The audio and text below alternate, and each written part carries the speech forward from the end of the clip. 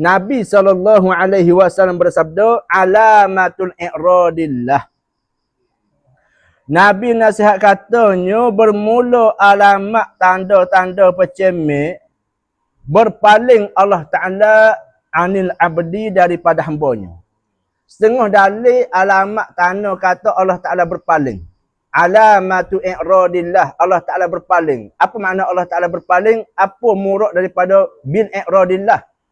Yakni huwa adamur rahmah wa adamu istijabah ad-da'wah. Bila sebut kata Allah Ta'ala berpaling, bila sebut Allah Ta'ala ni tak peduli, Tuhan tak percaya dengan makna Tuhan tak beri rahmat ke dia. Allah Ta'ala tak makbul ke doa permintaan dia.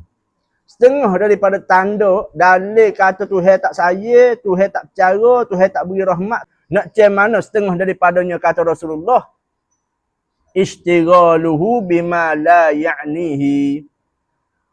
Iaitulah hamba Allah Ta'ala yang sibukkan diri dia masyghul.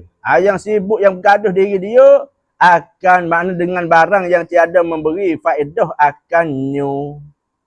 Setengah daripada tanda-tanda kata Tuhan tak beri rahmat, tanda kata Tuhan tak kasih sayang kepada seorang hamba, Tuhan berpalingnya kepadanya, setengah daripada tandanya ialah orang ni dia sibuk dengan perkara yang tak ada faedah. Dia sibuk dengan perkara-perkara yang tidak ada manfaat. Dia sibuk dengan perkara-perkara yang tidak ada guna balasan baik di hari akhirat nanti. Mana kata hari-hari dengar telefon je. Duduk cik muka ni tidak ada pun untuk dia nak muhasabah ibadat ke dia, taubat dosa hak dia buat, tak ada.